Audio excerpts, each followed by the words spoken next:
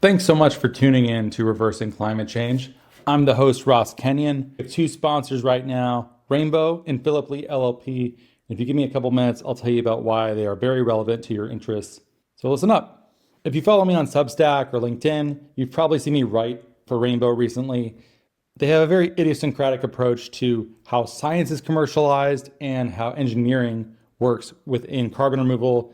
And I really like working with them. I've learned a lot from the people there. They're very smart, thoughtful people, and they're aiming to be the most developer-centric registry out there.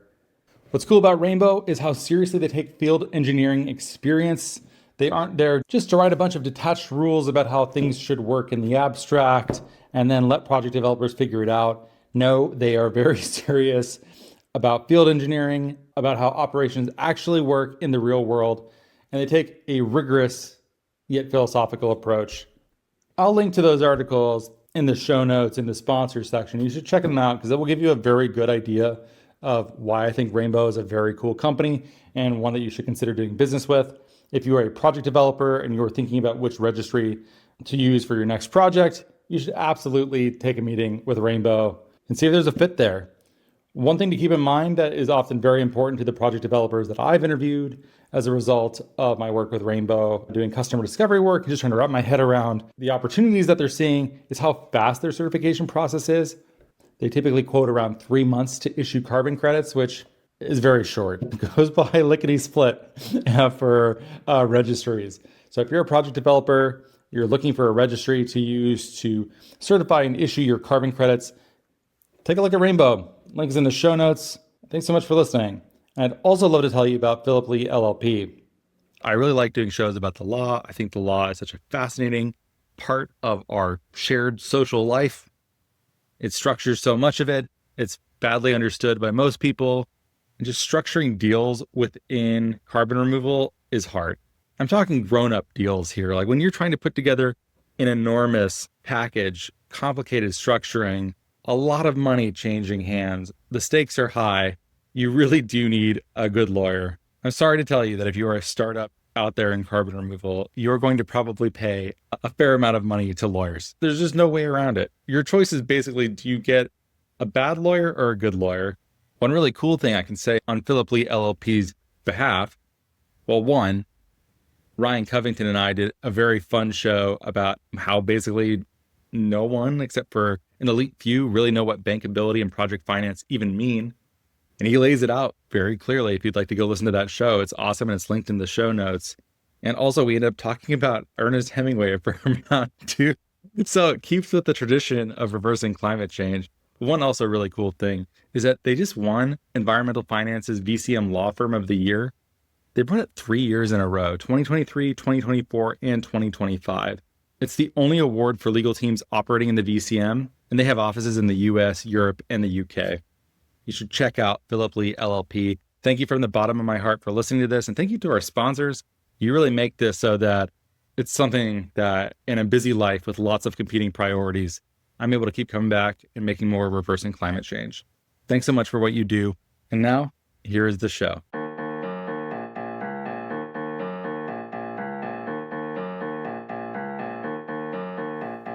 Hey, thank you so much for listening to Reversing Climate Change. This is Ross Kenyon. I'm the host of Reversing Climate Change. An alumna of the show is returning today. Sarah Godek is back. She did a really great show with me last year.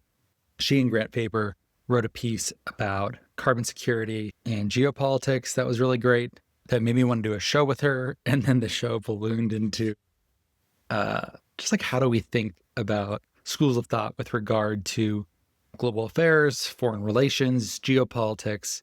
And then we ended up doing a really cool show about realism and liberalism within geopolitics.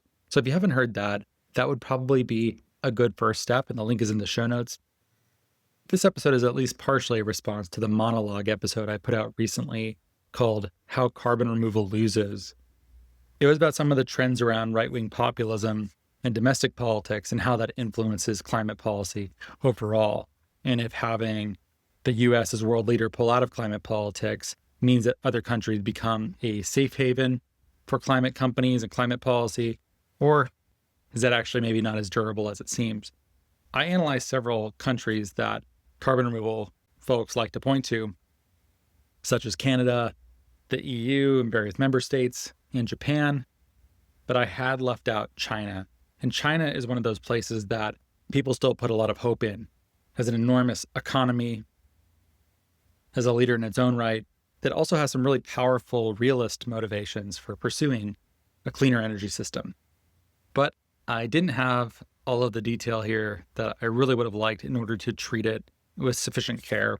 So I invited Sarah on to help me set the record straight and to give me a good answer of whether or not China can be a bastion of climate leadership and carbon removal leadership in a world without American climate and carbon removal leadership to the same extent that we once had. Before I launch the show, if you wouldn't mind opening up your podcast app and giving this show a full rating and writing a review if you're on Apple Podcasts or any app that allows you to write a review, that's massively appreciated. But in any case, here is my show with Sarah Godek. Sarah, welcome back to the show. Thanks for having me back on, Ross. Good to be back. Yes, I think back on our podcast that we recorded often. I think it was such a fun show. I want to do more shows like this. And I recently did this monologue show where I expressed some of my concern about Japan, Canada, the EU, various member states within the EU for carbon removal policy as the world is maybe changing its focus or looking in different directions right now. And a careful and astute listener might have listened to that show and said, well, what about China? You mentioned it once, but are they not going to take the mantle and be the clean energy transitory leader for this new era of human development? And I frankly do not know enough about what is happening in the clean energy politics and just energy politics broadly within China. So I invited you back on as my sinologist that I have on call, basically. Like, please tell me what I need to know. And it was my diagnosis too grim? Are there things that are green shoots in China that we can look forward to? Help me get a better sense of what I'm missing. Sure. And always love the opportunity to talk about China. So feel really grateful that you left the entire country and its policy to me. That was a lot of responsibility for you. But it is a lot of responsibility. But I'm happy to offer some reflections.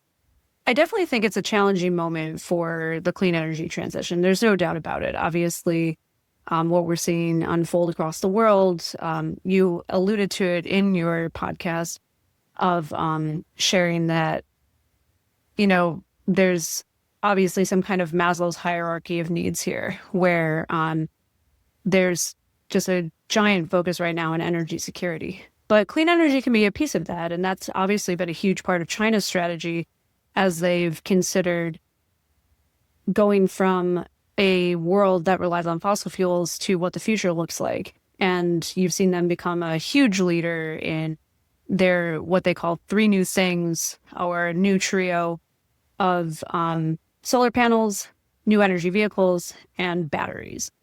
And especially looking into long-term storage batteries is a huge new area of focus and research as well at universities. So I think that obviously there's challenges, but China at least is eager to show that it can meet its own carbon goals. And I think that other countries are too. I think that there will be some loss of ambition and there will be some countries that try to, I don't want to say weasel out of their goals, but will use this as an opportunity to say, well, maybe we can take a step back. But I think that there's other countries like Canada, for example, that will be even more energized to move forward. As the U.S. sometimes takes a step back from the world, while that creates a bit of uncertainty, and in the current era that we're in, a lot of uncertainty, it also creates a sense of, I think it energizes states that want to prove that they themselves can take up the mantle and demonstrate their own global leadership capabilities in this space. So I think Canada is a great example. I don't know if you saw, but Mark Carney had given a really strong speech earlier this year that many people are calling a sort of watershed moment for middle powers and their own ability to set their own path. So I think those are some things that we can look at, is both China's dedication in the space but also other countries' dedication to their own goals and even desire to move beyond what they set to try to fill in gaps that maybe the U.S. has left. With regard to these gaps that the U.S. has maybe left, how important is world leadership? It's sort of a amorphous term. It sounds like a lot of BS can be smuggled in underneath a term like that. Why do countries care about prestige or status or how they're perceived in this way? Is it not just about wealth and power? Like, what is this secret third thing that is important, and how does it actually operate? I think there's a few things. One of them is just sheer power. Obviously, that still plays some role. I think the other is reliability.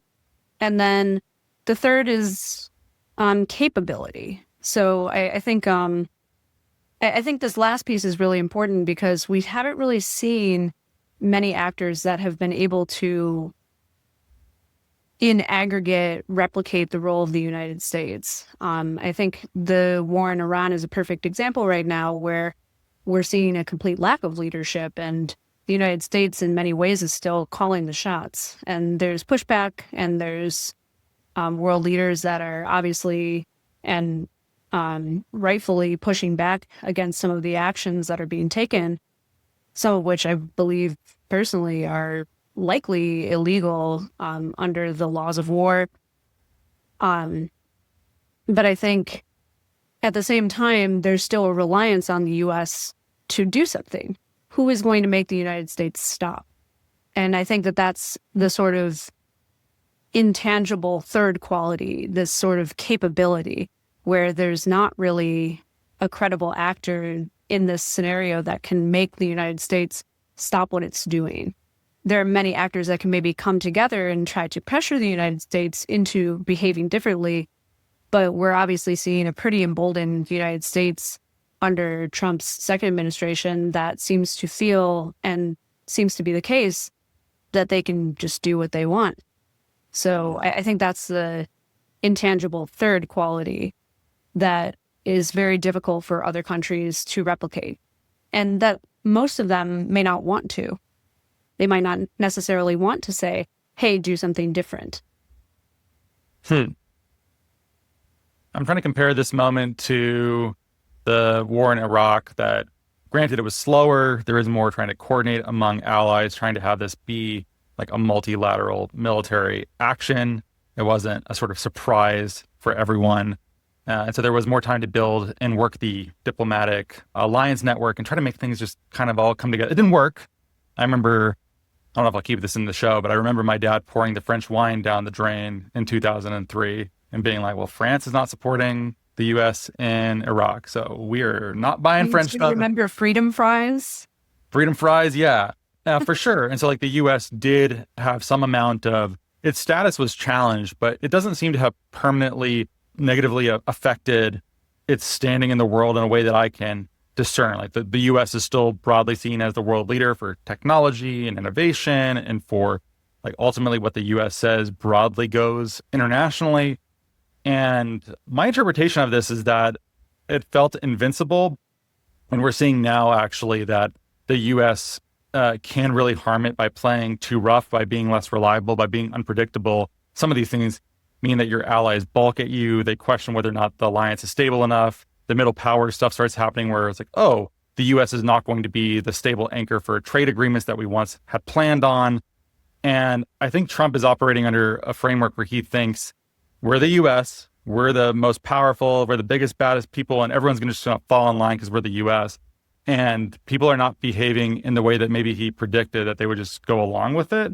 And now you're seeing it change. I'm just trying to figure out what is different between how harmful the war in Iraq was to the U.S.'s status relative to what's been happening in Trump 2, where it does feel like the status is actually eroding in a really big way, even though the war in Iraq also posed really big challenges for what the world thought the U.S. maybe was.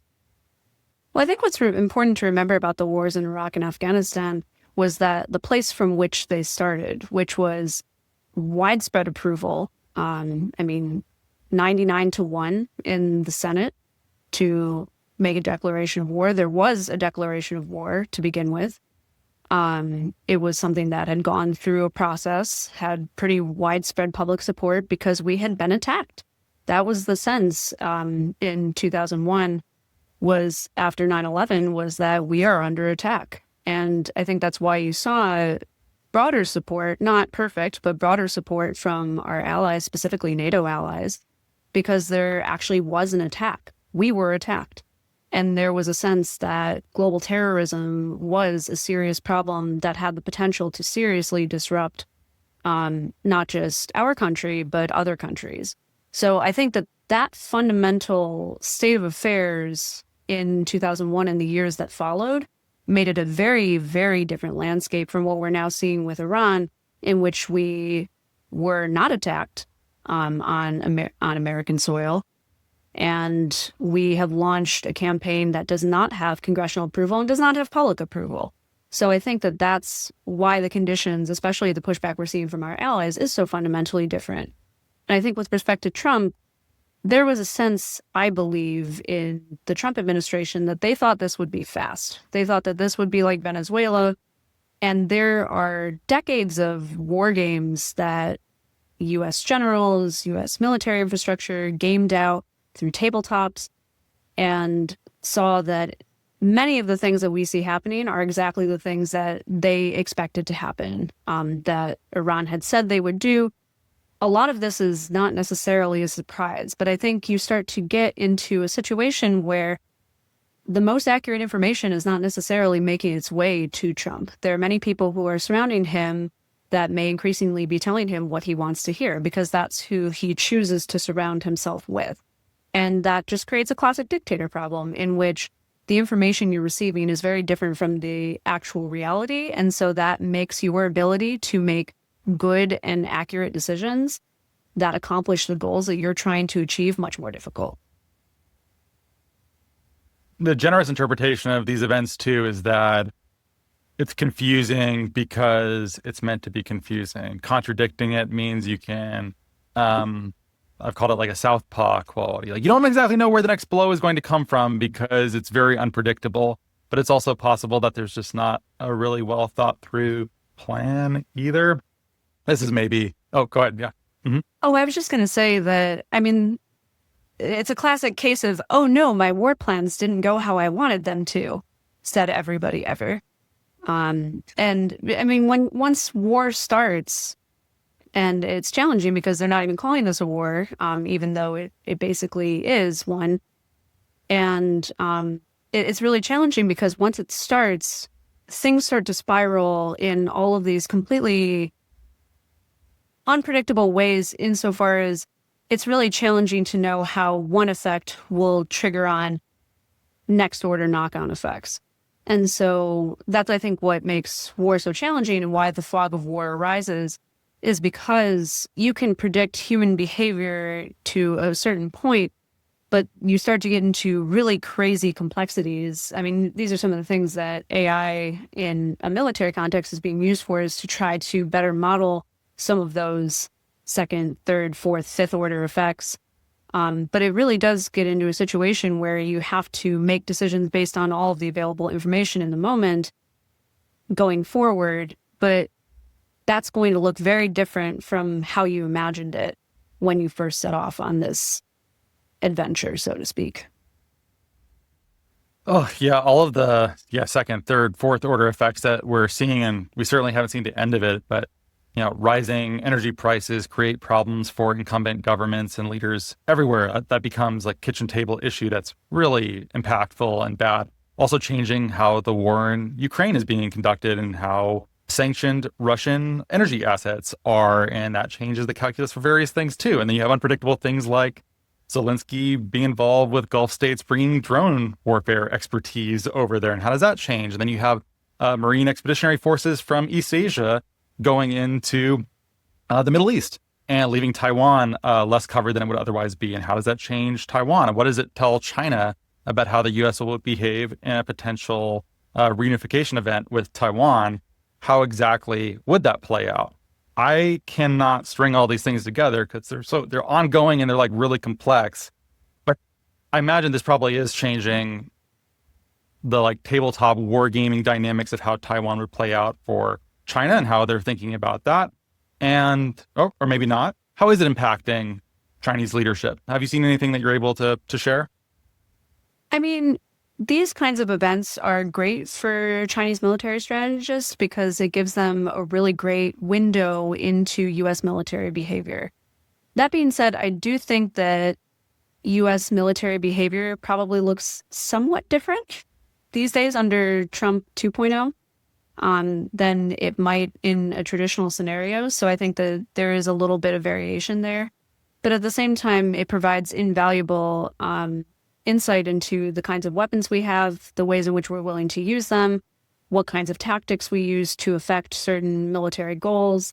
And all of that data can be taken up through intelligence, through satellites, and put into a broader database of thoughts on how the U.S. behaves in wartime scenarios. So obviously, any kind of opportunity to see how we engage in warfare is a bonus to China's military strategists when they consider a Taiwan scenario. But that doesn't necessarily change their calculus on a Taiwan scenario. And I think the reason for that is more ideological, because I think when we think about what Taiwan is to China, I think the stronger ideological goal for China and Chinese leadership is to reunify in a peaceful way. And I say that with the thinking that what they imagine in that scenario is that people on the island of Taiwan all wake up and say, you know what, we want to be part of the People's Republic of China, and we would like to reunify with the motherland. And the reason that that's such a desired scenario is because it would provide a really strong point of judgment for the Chinese system and its desirability. And that's, I think, why that outcome is still the preferred outcome. Because taking it by force is something that I believe that China's leadership thinks that they can and will do if they feel a need to do so. But I still don't think it's the preferred option. So obviously how we behave in warfare influences how they consider what a potential contingency could look like should it come to that. But that doesn't necessarily mean that their calculus on whether they want a contingency at all has changed. Wow, that's a really fascinating answer. Obviously, it's better not to have a war in these cases, which they're expensive, they're disruptive, and people typically don't want them unless they have to, or they look like they're quick and easy, and maybe it's faster than some peaceful unification process here. But your answer here goes back to this initial secret third thing, status, leadership question, where maybe there's a theoretical reunification scenario where Taiwan would be okay with it. And that like thumbs up to the Chinese Communist Party, I'm sure would feel really good in a way that they conquered it. They would have a little bit of that pariah tinge over it. It'd be like an occupied province of theirs. And that doesn't feel as good as China is so good that we'd rather rejoin than remain independent and part of the broad North American, European worldview, liberal democratic order. We'd rather join the motherland. It's really hard to quantify how valuable that type of leadership and that status boost is. And like, what does it enable China to do with that? It gives them like more credibility, reinforces that their model of political economy and politics is more justified, that the system that they support, endorse, continuing on with is a legitimate form of government, which is sometimes under question. Is it all of those things? What exactly is the value of that status? Well, I mean, this goes back to sort of the broader history of the People's Republic of China, which was formed under really adverse conditions when there was quite a lot of U.S. opposition to communism. And under those conditions, there was a really strong emphasis on trying to prove that China's communist system was something different from the capitalist system. And so it was very oppositional, like very, what's a good word? It was very confrontational, and there was a very strong desire to show that this was separate and new and different and better. Now, obviously, China has sort of dropped the illusion of communism in all but name, which the party retains, but did consider dropping at one point. Really? Wow. Yeah, very, very interesting tidbit. But now it's socialism with Chinese characteristics is the system, but it's still there's still this sense of an adversarial nature of the U.S. trying to contain China, which from China's perspective is not a new threat, but rather a persistent threat that lasts across history, which I think maybe feels a little bit weird to us because in the U.S. we see our leaders change. We see great changes over the years, and we don't necessarily always do the best at reflecting on the continuity in our strategy or posture because we feel like things are so different, especially under different eras of presidents. Whereas in China, they spend a lot more time because their system has perhaps much stronger through line in terms of ideology, in terms of policy, and the slow ways in which things have shaped over time. But also some rapid periods like the reforms of the 80s and 90s. And so I think sometimes they look at our system and they see maybe more continuity than we actually have. So I think going back to what this means for Chinese system is I think that they want to show that they have something that is unique, that is distinct from the Western model of capitalism. And I believe that they think that showing this model and its benefits and having others adopt it are pieces that contribute to something like global leadership. And so I think that there's been a really strong desire to inject Chinese solutions to global problems. That's been a really constant theme. And I think there's a lot of lessons there for China's energy transition and carbon removal as well that we can get into. But I think that focus on injecting Chinese solutions to global problems demonstrates that they are interested in showing the benefits of their system and that they can contribute new and unique ideas based on that system in a way that shows why China should be considered not just a responsible major power, which is the current framing, but sort of lurking in the background, not necessarily stated, perhaps one day a world leader. Yeah, the understudy, just waiting for their shot for the main stage. Such a good way to set this up. And I wanted to bring this back to when we first spoke, we were talking about liberalism and realism within foreign affairs and geopolitics and those broad schools of thought.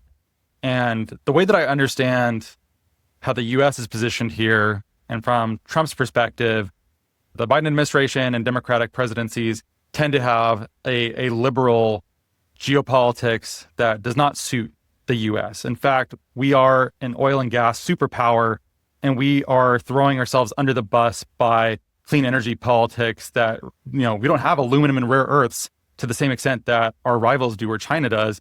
And we are basically riding the bike and sticking the stick inside of the bike wheel and crashing ourselves to essentially no benefit for some muddle-headed liberal status victory that is disconnected from realist geopolitics. In the same way towards China, China has these clean energy materials, like huge amounts of aluminum and much of the refining capacity of so many minerals and many of the rare earths that are needed for various types of clean energy.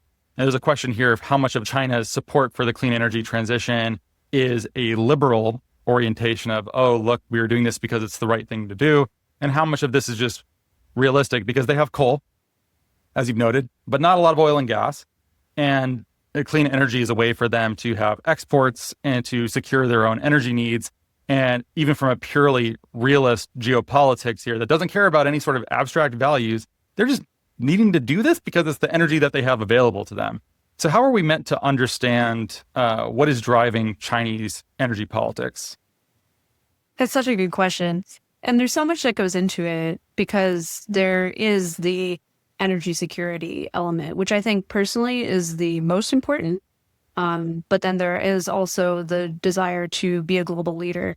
But I think there's also really interesting lessons from Chinese environmentalist movements here too, because I think that a lot of the ways in which China frames the clean energy transition and how they even treat carbon removal specifically has to do with Chinese conceptions of nature and what it means to restore nature. So just to talk a little bit about the energy security piece, right now coal makes up about just a little over half of China's energy consumption, with non-fossil energy making up somewhere around 21.7%. Oh, wait, is it beautiful clean coal or is it something else? So sometimes, yes, there actually has been a focus on clean coal in China. In fact, I would say that actually quite a strong focus is cleaning up coal because China has so much of it. And I think that this is really the thorn in the side of China's clean energy strategy, because they are just sitting on so much coal, so many untapped coal reserves. And that is just really challenging from a country that prizes social stability, which relies to a pretty strong degree on energy stability. It's really hard for them to look at those untapped coal resources and say, you know what, we'll just leave them in the ground. That's hard. We have the same thing here too. Exactly. Yeah. It kind of gets to it's a sort of mirror framing in terms of how the U.S. thinks about oil and natural gas. So I think that coal is a really big challenge. And I think that you see those interests reflected in China's both new 15th five-year plan, as well as their broader carbon peaking goals. So you see a lot of reference to like the orderly transition from non-fossil to clean energy. And there was also, I think, some academic debate over what counts as clean energy. So I remember seeing sometimes coal being lumped in with clean energy sources, and like only oil was the dirty one, which again resonates with the idea of trying to split off like a US dominated world order from a Chinese conception of how the world could look. And so I think with respect to the energy transition, they're really under a lot of pressure to make sure that their energy first is secure. Blackouts are still sometimes a challenge. And it's hard because there are these dual goals that they have of growing, but also growing their clean energy capacity at the same time. But sometimes the clean energy capacity might not be able to meet that demand. And so coal or other fossil energy sources could sort of fill in that gap. So then their number one priority is to make sure that the lights stay on in many parts of China, some of which are recently developed. There's been quite a lot of change in China over the last even decade. And they want to make sure that the standard of living they're starting to provide in more rural or isolated areas is able to be the same level that has been promised. They don't want blackouts. So sometimes they've seen local level officials in an attempt to meet carbon peaking or clean energy targets. Sometimes they've just simply shut the factories down or turned the lights off to show that they've met their emissions goals. And Chinese leadership very quickly made it clear that this is not what we intended at all. So I still think that energy security is still number one for them, much like most countries on Earth. So that's obviously going to be a big part of their strategy. But there is also a desire to see that not destroy the environment. And that is both from a local and macro perspective. I think that China is much more close to some of the major environmental movements that we saw in the US in the 60s, for example. They're sort of closer to that time period where there was a lot of activism surrounding dirty air and dirty water. And so I feel that there is some of that influences their energy policy today. So there's a lot of focus on reforestation. That's actually a huge component. And that influences their carbon removal policy too. There's a lot of focus on carbon sinks is, I think, the biggest focus in China's overall policy right now. And so I think it's because they're closer to that era in which there was really dirty air in China. There was really dirty water in China. And there have been tons of efforts to clean that up. And now the sort of guiding principle is that green mountains are gold mountains. Is that just like a very like near translation kind of thing that sounds kind of goofy in English, but is more beautiful in Chinese? Yes. Okay. That's not unique to them. That's literally every language if you translate literally, but okay. Yeah. Interesting. Okay.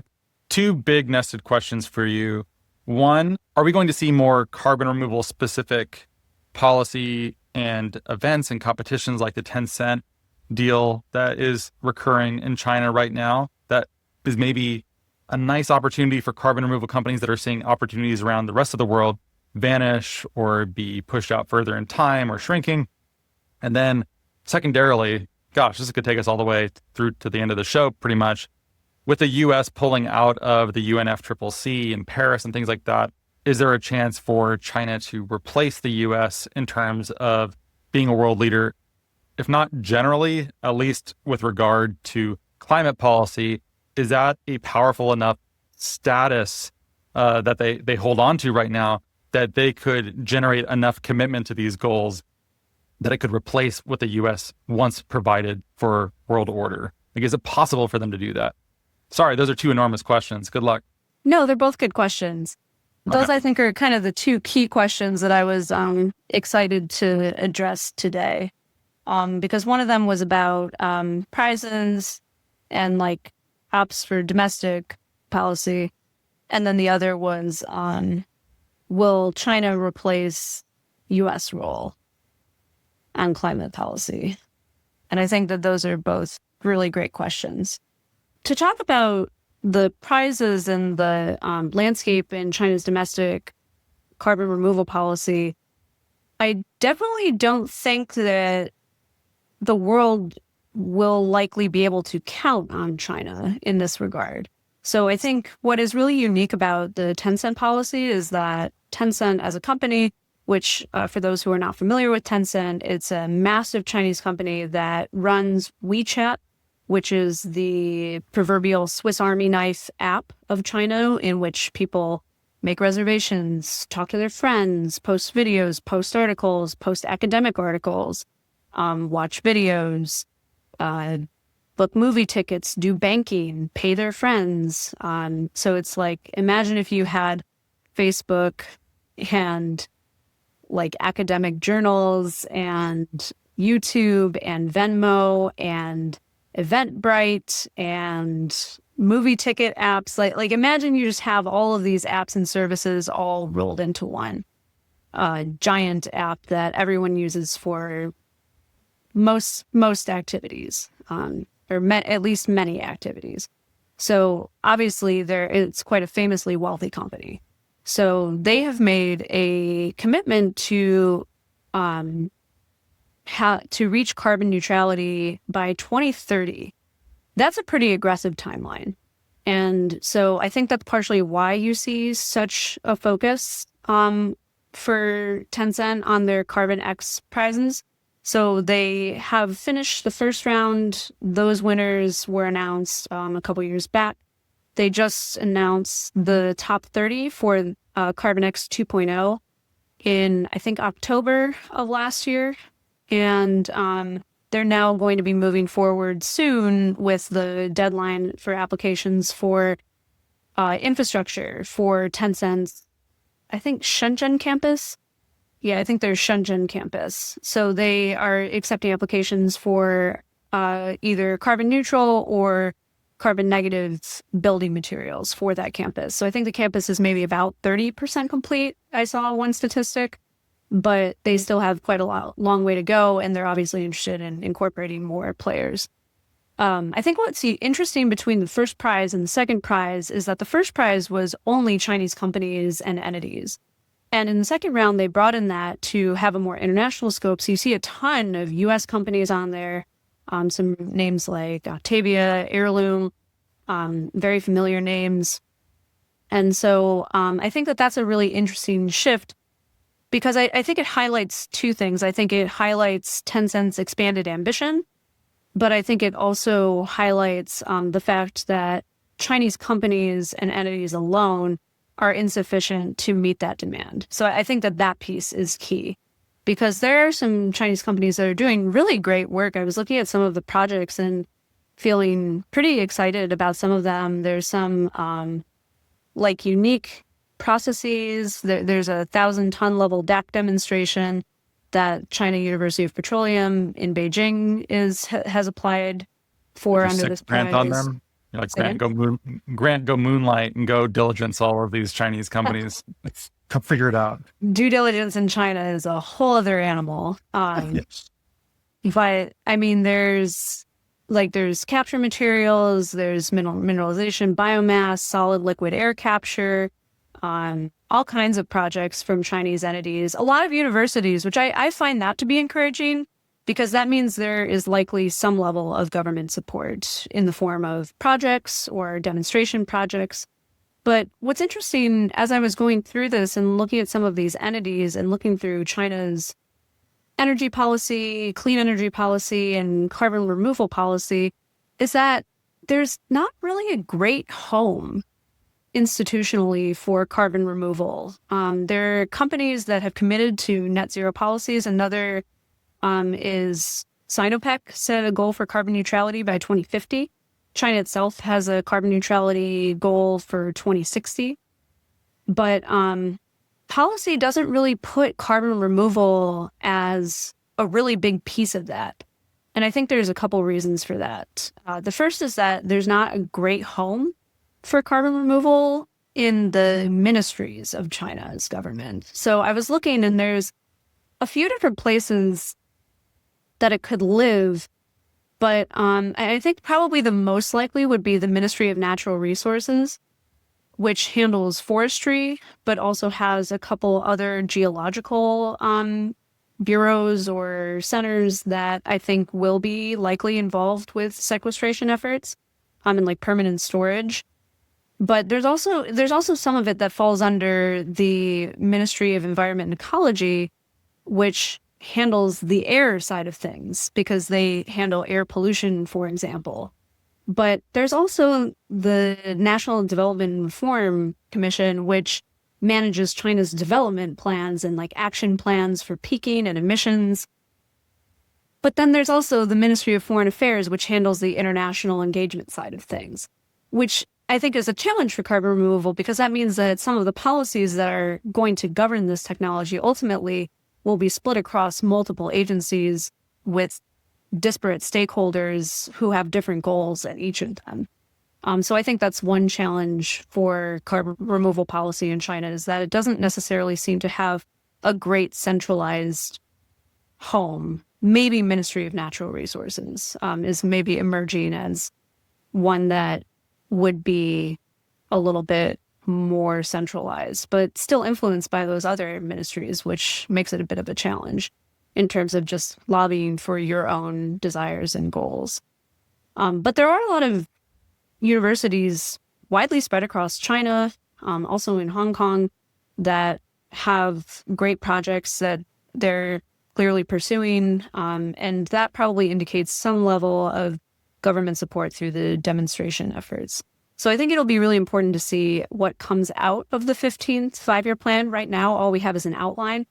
And once the full plan is issued, then there will be sub-plans. And I think that matters because the way that policymaking in China goes in terms of these plans is that once the major plan is established, well, let me back up a little bit. So first, what happens is in the formation of the five-year plan, there's a lot of consultation with governments around China, local governments, provincial governments, and companies, and they all give inputs into this plan and what they think they can do. Companies, individuals from companies all may weigh in, academics, scientists, especially at the China Academy of Sciences, which is China's sort of premier science research organization. And then once the major plan is built, established, then that allows agencies to issue their own subplans. So provincial governments, for example, will issue subplans. Ministries will issue their own subplans, and other plans must fit into this sort of superstructure of the goals of the 15th five-year plan and show how it is in accordance with them at minimum. So right now, we haven't really seen that much reference to carbon removal. There's been much more reference to things like green hydrogen. Carbon sinks came up a lot. I had found, let me see what the specific name is. There's a foundation. It is the China Green Carbon Sink Foundation, and they seem to be very active. It's pretty rare for an NGO organization like that to be super active in this space as a sort of leading entity. But that seems to be where there's been a lot of government attention, is on the idea of looking at natural ecosystem carbon sinks and how to improve their uptake of carbon. So I think that kind of gets back to what I was talking about earlier with respect to China's environmentalist movements and push for a cleaner environment, because there's a sort of strong focus there on the natural elements of things, of like, how can we take this beautiful resource that we already have and make it better? And so I think that's more of China's focus. But starting to see some projects from companies. There was one really unique project that was something to do with like biocoke and capture in the process of that. So that's pretty interesting. So you're starting to see a little bit of that industrial tie-in. But Is that the metallurgical biochar?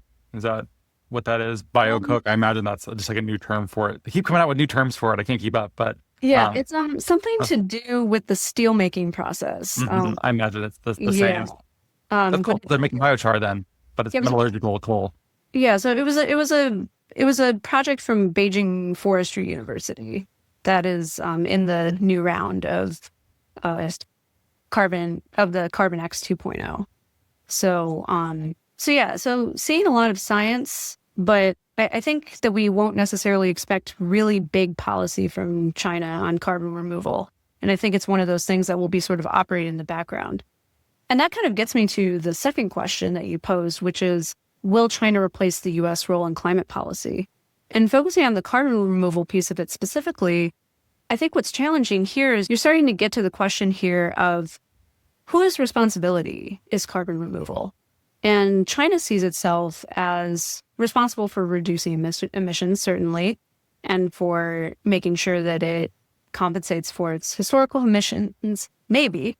But when you talk about climate change, I think that China will focus more on the role that traditional emitters have played, and that it will focus more on the historical emissions. That's been a really big focus in China's policy and talking points on the clean energy transition, is who is responsible for the past harms. And they will place the blame squarely on specifically the US, but also other Western emitters that already have pumped tons of CO2 into the atmosphere, and we'll see them as more responsible for cleaning up after it. So I think that there is an opportunity for China to do carbon removal in the future, especially as this ecosystem starts to build out. But I think you're more seeing supporting technologies in their efforts, where it might not necessarily be the actual technology itself, but it might be ways to support it. And so I think that there's maybe a role there for them to play a supporting role for efforts elsewhere. But I don't necessarily think that China will take a leading role. And that's partially because it's, from China's government's perspective, not necessarily China's responsibility. But I think the silver lining there is that companies are invested in ensuring that they themselves meet carbon neutral goals, and there may be more impetus to do so in the future. And that's where you could maybe see a bit of a shift in that calculus, where, okay, if we can reduce our emissions, but we still have these leftover emissions from construction and infrastructure building, then we're going to need something to make that up too. But I think there's been more of a focus on low carbon materials. That's so fascinating. I would not have anticipated that historical responsibility angle for carbon removal for residual emissions is not our responsibility. That's for, when we had the unequal treaty system and that was going on, you guys were industrializing, and this is basically your fault. Like, why should we be developing the technology and paying for the stuff that you basically created this issue? I haven't heard that said out loud, but that is one potential framing for this too. They could also say in the future, it doesn't matter whose fault it is. We are the world leader and we aspire to be this. And the problem needs to be solved independent of culpability here. And we're going to stick our necks out. Like we need to develop carbon removal and climate policy in the absence of the US or everyone will suffer. They could make that play. Is it likely? What do you think? They could, but it's not necessarily consistent with the posture that they've shown up to now. I think that there's been, so for example, when the U.S. withdrew from the Paris Accords, they said that they regretted the decision and that nothing about their goals had changed. Like China remains committed to their own goals. So I think there is a moment where you could have seen them step in and say, oh, we can do more. But again, there's really this piece of responsibility. If we did not break it, then why must we buy it? So it is just the US or nothing. Like, I guess the hope that frames this question is that can climate multilateralism exist without US involvement? I think everyone is hoping that the answer is yes. And my asking you to come on the show is at least partially to tell me, yes, it is maybe possible and here's how. And what you're telling me is that maybe the US's leadership is irreplaceable, at least for now, when it comes to climate policy. I would say it's more that the world will continue on without the US. I think that that's more of the framing that I would use, is not that the US has left this big gaping hole and everyone will just flounder and suffer and die. I think it is more that countries will say, well, what can we do without them then? I think you're seeing a lot of that in Europe of, what is possible without the US and starting to imagine what does a world that isn't dominated by the US look like and how can we increase our own relative influence in that? So obviously China will be opportunistic in ensuring that standards are in accordance with Chinese goals, as other countries will be ensuring that international standards align with their own goals. But I think that just means that we will have less of an opportunity in the United States to promote our own interests. It's the classic adage of, if you're not at the table, you're on the menu. And I think that we will be on the menu when we see that standards internationally that we are subject to, not necessarily because of some kind of compliance measures that are strict compliance measures that like, oh, we have to abide by them or something bad will happen to us, some kind of punishment or retribution.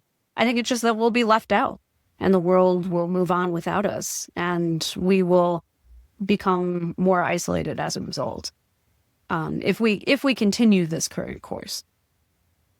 Sarah, thanks for coming back on. I realize I'm asking you some of the hardest questions to forecast probably in the entire world. So thank you for doing a sterling job. I feel like you did it. Thank you for doing it. Absolutely. And thanks so much for having me back on again, Ross.